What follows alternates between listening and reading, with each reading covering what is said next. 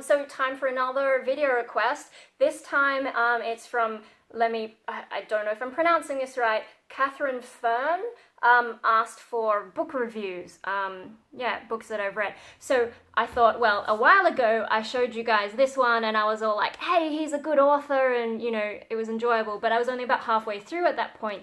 And now I'm going to give you an update, and I think I've got to do this in two parts because some of you may not want spoilers. So I'm going to do my best to give like a review of it without spoilers, and then I will let you know when I'm probably going to start spoiling things, because there are some things about this book that, you know, I want to talk about, but you kind of have to know the specific things that are going on in it. So yeah, if you decide after the first half of this review that you don't actually want to read it, keep watching. But if you think you do want to read it, stop when I say this is the spoiler bit, okay? I'll do like a spoiler dance, I don't know.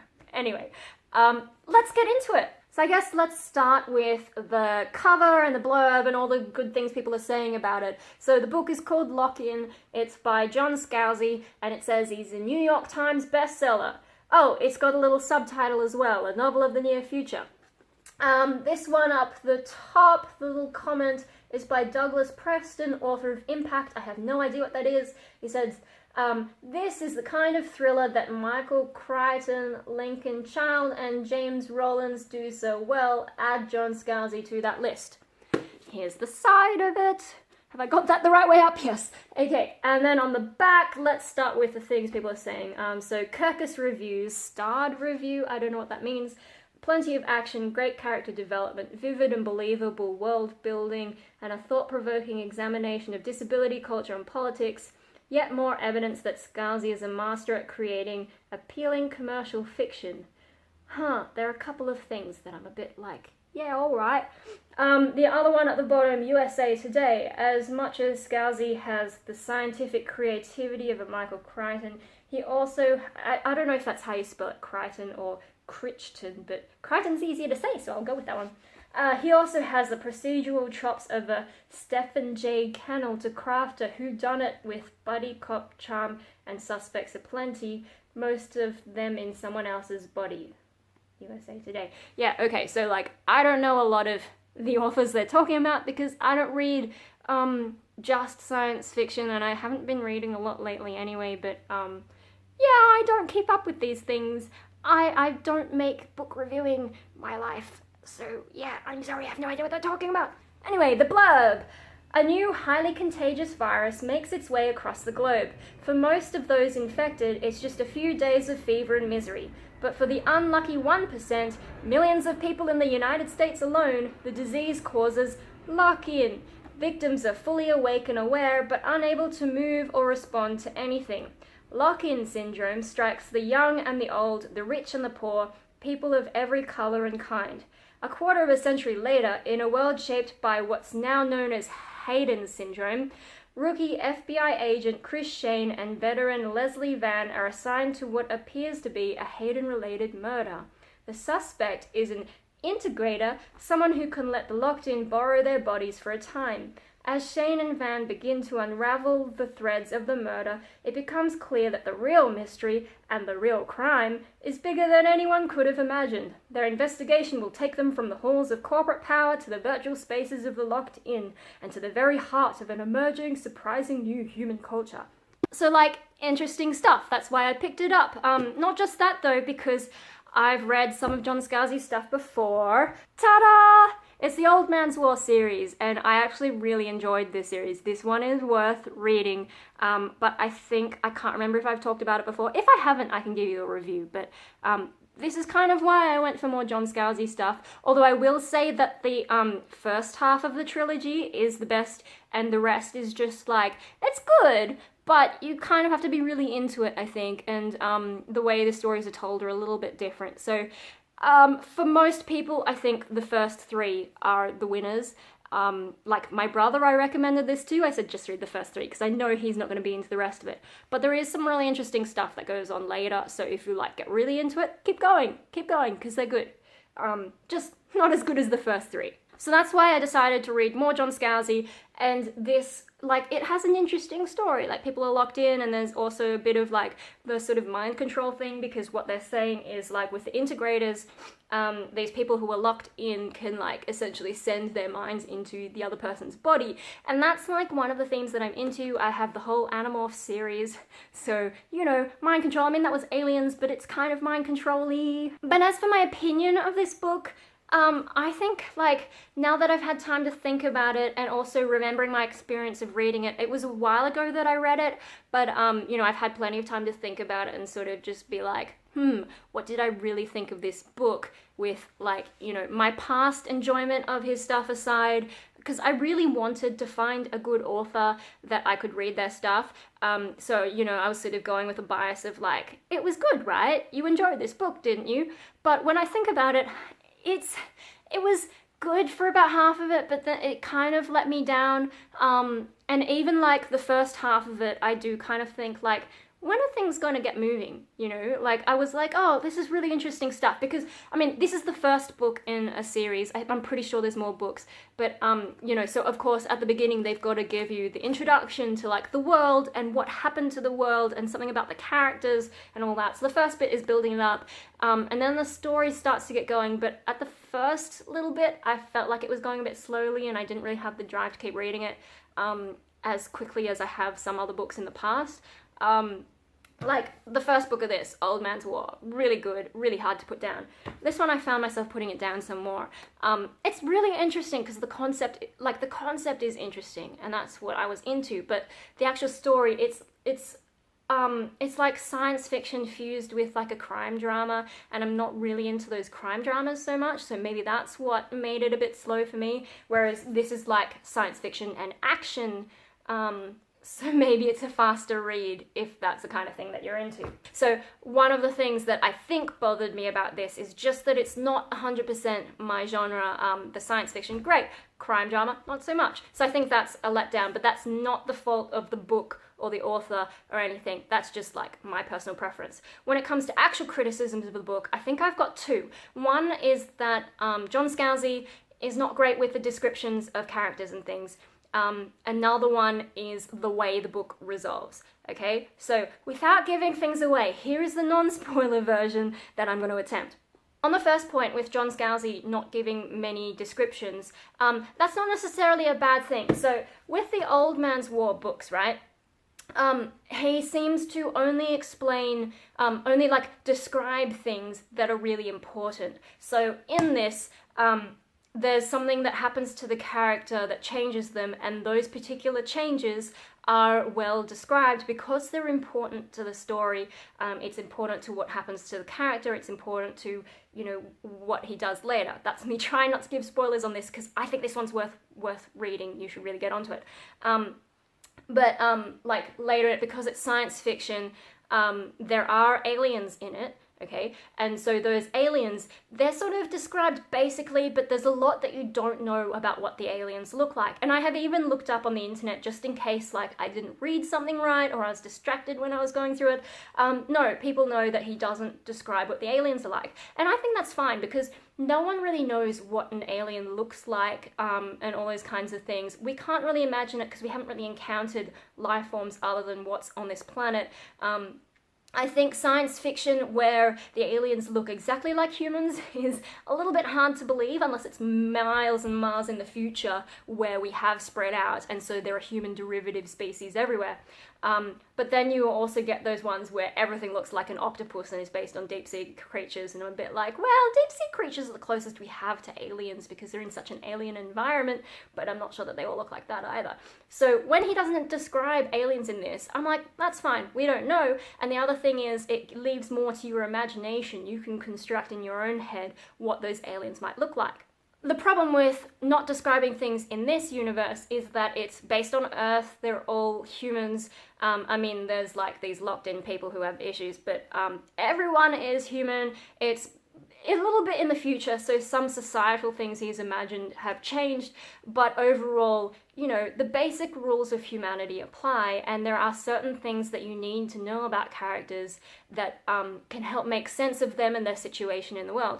And he just doesn't describe enough And there's one thing that you find out halfway through the book that you're like, oh, okay, now I understand this character a little bit better.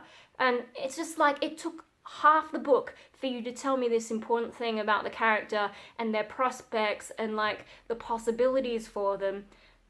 And I gotta say that I think it was a politically correct choice, is they're trying to test you and try to test your assumptions about the world, and that just sort of gave me the shits a little bit. Like, I was like, I don't even know what I'm supposed to think about these characters until this point where something dramatic happens, and then suddenly you're like, oh, okay, I see why there's a problem here.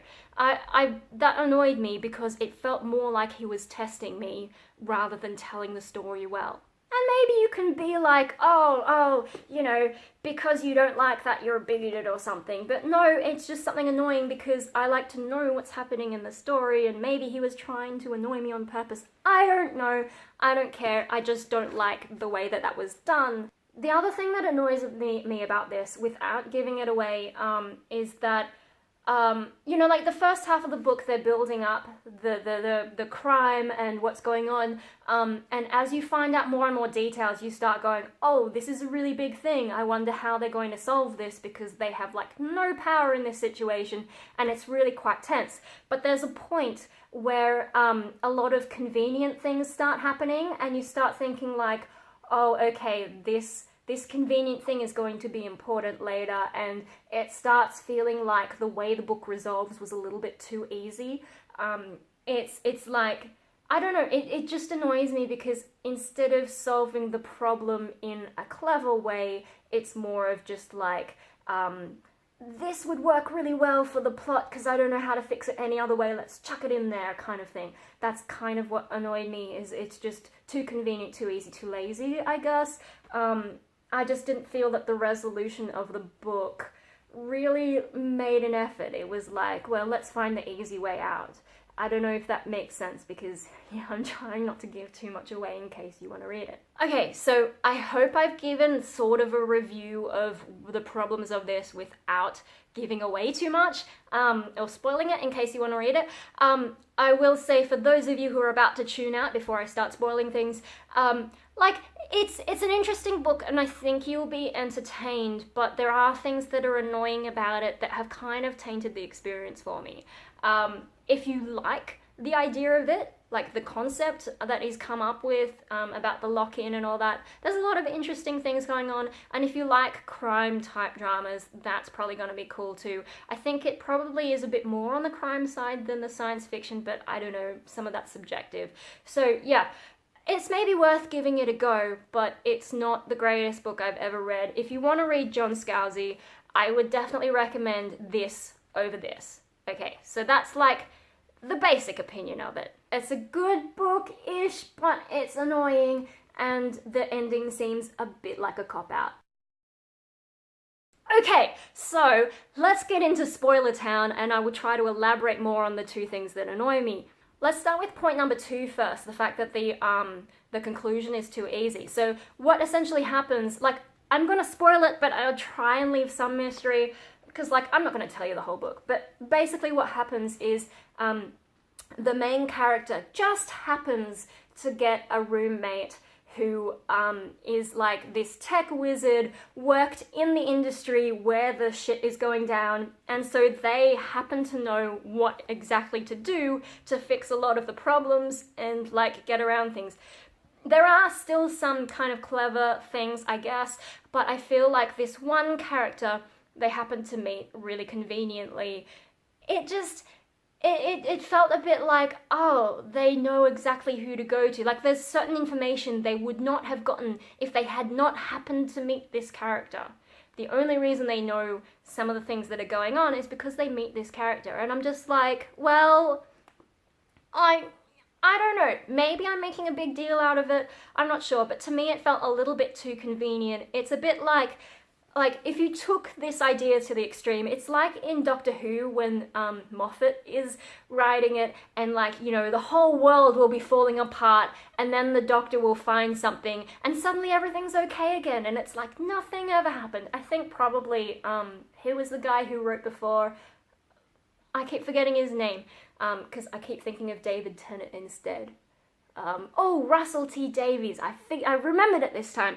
I think he did some of that as well. But yeah, it's kind of like, oh, everything is terrible, but here's a convenient thing to fix the problem. I don't know if that makes sense, and I don't know if it's an exact parallel to this, because this is not nearly as extreme, but there's a lot of like really convenient things that happen that I'm like, well, what if you hadn't found that person? I would like to know that story, because I think that story might be a little bit more interesting. I don't know. But it would also probably be a scenario in which they don't solve the case, and everything goes to shit. But back to the first thing that annoyed me, because I think this is the biggest problem with this book, and the not describing everything actually comes down to a lot of political correctness, which is something that I've really got the shits with at the moment. So the thing that I was mentioning before, the like spoilers part, okay, so the character in this, Chris Shane, they actually turn out to be kind of a famous person, and their parents, their dad is running for Congress, I think, or I don't even remember, it was a while ago, like for one of those high-level political positions, okay? And the parent was a basketball player back in the day, so kind of famous, and then way back when Hayden syndrome or lock-in syndrome was becoming a thing, Dad and Chris Shane, they were like part of the publicity campaign to get people to accept these people, because in this like, so they're locked in, right, but to give them some mobility, they put them, they like transmit their mind into a robot, and the robots are how they walk around usually, or they can use an integrator, which integrators are much more rare in this universe. They can experience having a working human body for a time, but most of the time they're actually in these little robot vehicles, if you like, but they're like humanoid robots. Okay, so when Chris, who's the main character, was a baby in like a mini robot suit, the dad was taking them around and being like, you know, this is my kid who's a robot thing, like, let's be accepting and all that. And the reason they were able to do that is because they're, the dad is like this basketball superstar, and you're like, oh, okay. And they describe the room where all the trophies are, blah, blah, blah, blah, blah, blah, blah. Okay, basketball player. I don't know much about basketball, but I can assume that you're tall, probably, because tall people are generally better at, or have a better chance at being good at basketball. But what you don't find out until halfway through the book is that Chris's dad is black, and that is actually quite important to the story. And I'm a bit like, you could have told us that at the beginning, because it makes a huge difference. Like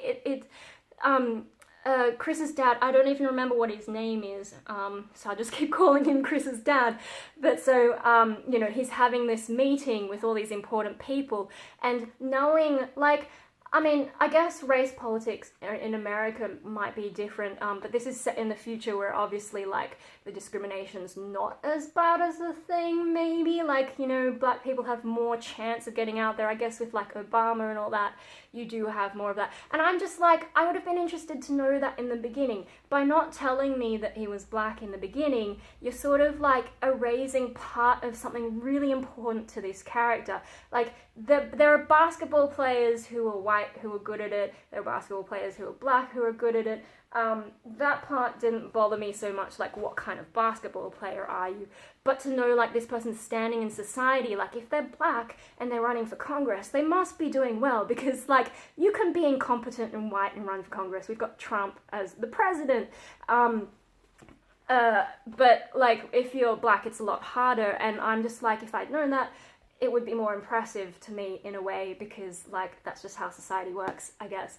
But, that's not as much of an issue as the fact that, like, they're leaving it halfway through, because they want you to make some kind of assumption at the beginning, and then you find out halfway through, oh wait, they're black. And it's sort of like, if you assumed that Chris's dad was white, it's a bit of a gotcha, you're racist, or like, your expectations are wrong and whatever.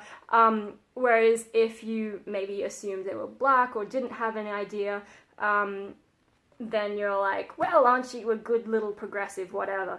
I didn't even think about race when I was reading it, but when the black came up, I was like, oh yeah, that's probably an important thing to know. Okay, so maybe I'm making a big fuss about this and you don't understand why, but you know, at the time I was surprised, but it didn't really annoy me much until I went to Scalzi's blog, and that's where he's giving a spoiler, an even bigger spoiler about this book. And I have tried really hard to be careful with my language, but so this is maybe the biggest spoiler in terms of political correctness in this book, is that at least Scalzi claims that he intentionally made Chris Shane, the main character, ambiguous in terms of gender. And I'm kind of sick of gender politics. But anyway, here it is. Okay, so Chris Shane. I guess, like, Chris, you could be a Christopher or you could be a Christina, but they call it Chris. They've called them Chris in this, and that's why I've been trying so hard to say them instead of he, because I think it was kind of set up to be a he situation, because Chris, most people who shorten their names to Chris are male, but also having the surname Shane, and half the time they're referred to as Detective Shane or Shane, and Shane is generally a male name, so I feel that Scalzi set it up to be a male or misled people to be male, and I'm kind of just like, if the gender ambiguity was that important to you, why do you have to be covert about it? You know, like, it was just, when I found out that he intentionally tried to conceal the character's gender and make them gender neutral, I was just like, ugh. Like, you know, and if you're trying to send a message, the only way anyone finds this out is on your blog, you kind of haven't sent the message very well. And I'm just like, it's another one of those things that try to test how politically correct you are, and that's what really gave me the shits about this, because yes, Chris Shane could have been a chick. I didn't get that sense. And there is a female character, Leslie Van, who's alongside this Chris Shane character. And, you know, when you have these kinds of things, there's often, like, the male-female playoff. Yeah, and I don't know, I'm just like, with a lot of gender-neutral stuff going on in society at the moment, it kind of, when I read that, a lot of the left-wing stuff in this just really hit home. And I mean, my dad thinks I'm left-wing, but I'm actually more centrist, and lately I've been trying to watch more right-wing media to get an idea of what people are thinking, because in the past I probably leaned left, but I think now I'm moving even more to the center because I'm hearing both sides of the spectrum, and so when I see really left-wing crap like this happening, I'm just like, see, I think if you had said in the beginning that no one knows what their gender is, or like made it more obvious, maybe I'd be like, okay, that's interesting, but by concealing it, it feels like another gotcha, and I don't really like that in this kind of thing.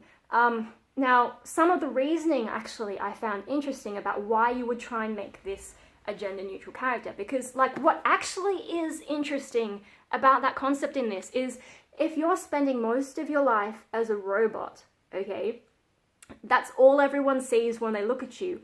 Robots, depending on how you design them, don't really have gender. So I think that would actually be really interesting in society, but the way it was presented here, I feel like it was more of a gotcha moment than actually exploring what it would be like to be genderless. Because in this, they don't experience any issues from people not knowing their gender.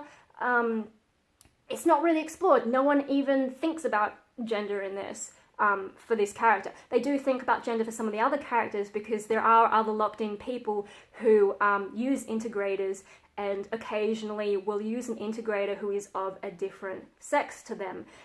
So I think it was a male character using a female integrator as like a temporary vehicle. So there's like some of that gender swapping kind of thing there, but when it came to how you would be treated as a robot in society of ambiguous gender, I don't feel like that was well explored, because he just hid the issue and turned it into a gotcha rather than an actual exploration of what that would be like. Does that make sense? Yeah, so I think that once I found that out, it was hard for me to hold on to this, but I really want to love John Scalzi because Old Man's War was so good. It was really hard for me to hold on to that idea, and I started thinking more about the book and more about my experience and more about like feeling like, you know, starting to notice more and more of the political correctness messages, and starting to notice more of the occasions where I was like, do I really want to keep reading this book? Yeah, it kind of broke the illusion for me. Anyway, so yeah, in conclusion, like, it's an interesting enough read, but there were things that I wish he had done differently and tried not to be all gotcha and that kind of stuff, and like actually explored what it would be like to be genderless in this robotic enhanced world. And like the race thing, I think that would have been interesting to know up front. I mean, he could be arguing that maybe it was only relevant to this particular part in the story as to why Chris's dad couldn't do certain things after a certain point. But I also feel like it would have been relevant earlier on when he's having these high-level meetings, because like socially, the issues, man, the issues. I feel like it's not just relevant to that one event, it's relevant to the entire story. It's even relevant to Chris Shane's character, as you never find out what race his mum is, but at least half black, and like, I'm a mixed race person. You know, having a mixed race background does influence things, but even having like a non-white kind of background, or even just having a white background, like your background does influence you, and I don't think in the years that have passed to lead up to this story that much of that will change. I think race is going to be an issue for a long time that influences a lot of our upbringings and, you know, our experiences of the world, so I would have liked to know that earlier. And then also the cop-out ending, like, I feel like was too convenient. You know, they still had some struggles, but I was like, well, now you have the person that you need to fix everyone. Like, nah. So, you know, it's an okay book, but I don't know that I really enjoyed it, and especially knowing the other stuff, not really.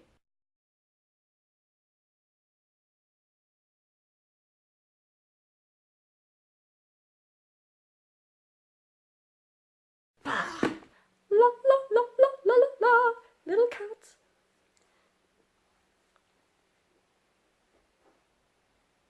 Today's shirt is cat eating a parrot.